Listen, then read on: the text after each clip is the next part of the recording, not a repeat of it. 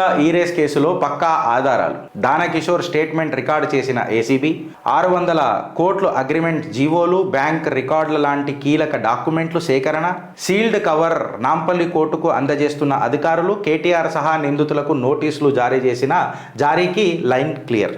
నేను చెప్పినా కదా, ఇప్పుడు నేనేమంటా అంటే ఫ్రెండ్స్, మీ అభిమాన నాయకుడి మీద ఏదైనా కేసులు పడతా అంటే కొంచెం మీ మనసు క్షోభిస్తుంది. నేను కాదని అంటలేను, ఆ గులాబీ కార్యకర్తలకు చెప్తున్నా. నేను ఏమంటున్నానంటే దయచేసి ఈ పార్టీ కండువాలు ఏవైతే ఉంటాయో పార్టీ కండువాలు జర పక్కకు పెట్టుర్రి.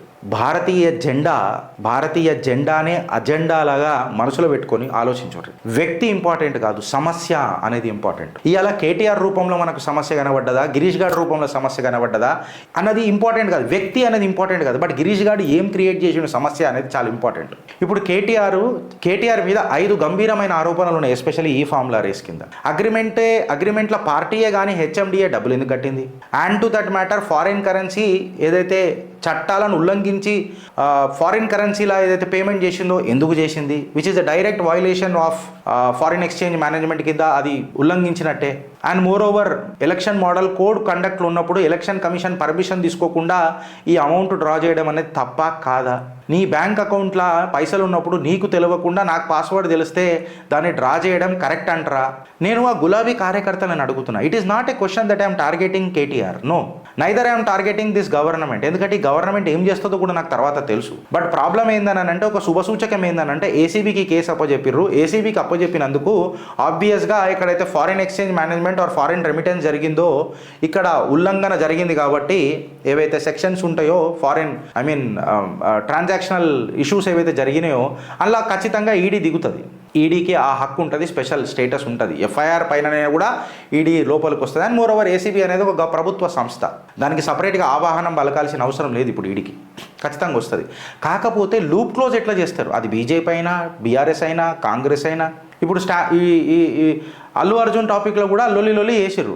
ఇవాళ రేవంత్ రెడ్డి కలుస్తున్నట్టే దానికి సొల్యూషన్ అయిపోయిందా? నువ్వు సెటిల్మెంట్ చేయడానికి కలుస్తున్నావు కదా, దానికంటే ఇంకేమైనా సొల్యూషన్ ఇచ్చినావు? సొల్యూషన్ మన చిత్రగుప్త ఇచ్చింది, నా ఆలోచన ఇచ్చింది. 90 పేజ్ గైడ్ లైన్స్ ఏదైతే ఉందో దాన్ని ఇంప్లిమెంట్ చేసిర్రా అని చెప్తున్నాం. ఇప్పుడు ఇక్కడ కూడా నేను గులాబీ కార్యకర్తలకు అదే చెప్తున్నా. నేనేమంటున్నానంటే మీరు ఎమోషనల్ ఎనర్జీకి దాసులు కాకుర్రి, ఎవిడెంట్ బేస్డ్ రివ్యూస్కి దాసులు కాన్రి. ఇవాళ కేటీఆర్ ఉంటాడు బ్రదర్, రేపు పోతాడు. ఆయన నిజంగా చెప్పాలని అంటే ఒక స్ట్రాటజికల్ బిజినెస్ మ్యాన్ అని అంటావా అంటే ఎస్, టాక్టికల్ బిజినెస్ మ్యాన్ అంటావా అంటే ఎస్, రాజకీయ వ్యాపారవేత్త అంటే ఎస్. రేవంత్ రెడ్డి గారు కూడా రాజకీయ వ్యాపారవేత్తనే. సేవ అనేది ఏడున్నదండి ఆడ. సేవ అనేది ఉంటే మళ్ళీ ఈ తొక్కిసలాటలో జరిగిన ఫుల్ ప్రూఫ్ క్లోజర్స్ అవుతుండే. ఆనాడు ఒక మాట, 6 రోజుల తర్వాత ఇంకో మాట, మళ్ళీ 3 రోజుల తర్వాత ముందు మాట, 7 రోజులకు వెనక మాట, ఇవన్నీ ఉండయి. చిత్రగుప్తులో మేము ఏది మాట్లాడినామో రోజు కొత్తదనమే తీసుకొని వచ్చడానికి ప్రయత్నం చేస్తాం, లూప్ క్లోజ్ చేయడానికి ప్రయత్నం చేస్తాం ఫ్రెండ్స్. సో గులాబీ కార్యకర్తలు కూడా జర ఆలోచించుండ్రి, ఫ్యాక్ట్ ఆలోచించుండ్రి. ఎందుకు డ్రా చేయాల్సి వచ్చింది అనేది ఒక ప్రశ్న మనసుకేసుకోర్రి. సరే, నేను తిడతారొచ్చు మీరు, గిరీష్ గా నువ్వు కేటీఆర్ని ద్వేషిస్తావు. నేను కేటీఆర్ని ద్వేషించి మాట్లాడతలేను, నేను సమస్యని ద్వేషిస్తా.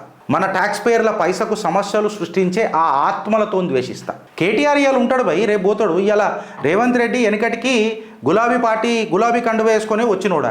హరీష్ రావు చెప్పిండు కదా, నేనే కదా నీకు ముంగట తీసుకుపోయినా అని చెప్పి పెద్ద మాటలు మాట్లాడిండే హరీష్ రావు. ఇవాళ ఈయన కాంగ్రెస్ కండువ వేసుకొని హరీష్ రావునే ఆయన అస్తిత్వాన్ని తుంగల దుకానికి ప్రయత్నం చేస్తుండే. సో వ్యక్తి అనేది ఎక్కడ ఇంపార్టెంట్ అనేది మీరు ఆలోచించరు. ఇక్కడ ఇష్యూ అనేది మనకి ఇంపార్టెంట్. ఇష్యూ ఏంది అని చెప్పి మాట్లాడితే ఒక ట్యాక్స్ పేయర్ లెక్క ఆలోచించు. నువ్వు ఏ పార్టీ కండువా వేసుకున్నా నువ్వు ఒక ట్యాక్స్ పేయర్, అది నువ్వు ఆలోచించు.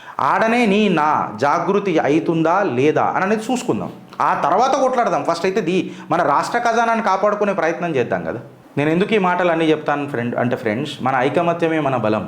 బికాస్ మన ఐకమత్యం గట్టిగా లేదని అనుకో, మనని ఘోరంగా తొక్కి పడేస్తారు. ఈ తొక్కిసలాట సంధ్యా థియేటర్ పోతేనే జరుగుతలేదు, రోజు నీ నిజ జీవితంలో కూడా నీది తొక్కిసలాటనే అవుతుంది. నీతోని నిన్ను తొక్కి పడేస్తున్నారు, అడ్డమైన చట్టాలు తీసుకొని వచ్చి, ఆర్ టు దట్ మ్యాటర్ నీకు తెలియని స్కీములు తీసుకొచ్చి స్కామ్లు చేసేసి. ట్యాక్స్ పేయర్ అనే కులానికి ఎవడండి వత్తాసు వలికిండు, ఎవడండి మద్దతు తెలిపిండు నాకు చెప్పుండ్రు. ఓ ట్యాక్స్ పేయర్, నీకు ఏమి తిరిగిచ్చింది ఈ ప్రభుత్వం, ఈ రాజకీయ నాయకులు? సీసా సమోసా తప్ప. అందుకనే జోడో యా ఫిర్ హాత్ చోడో, బటేంగే తో కటేంగే.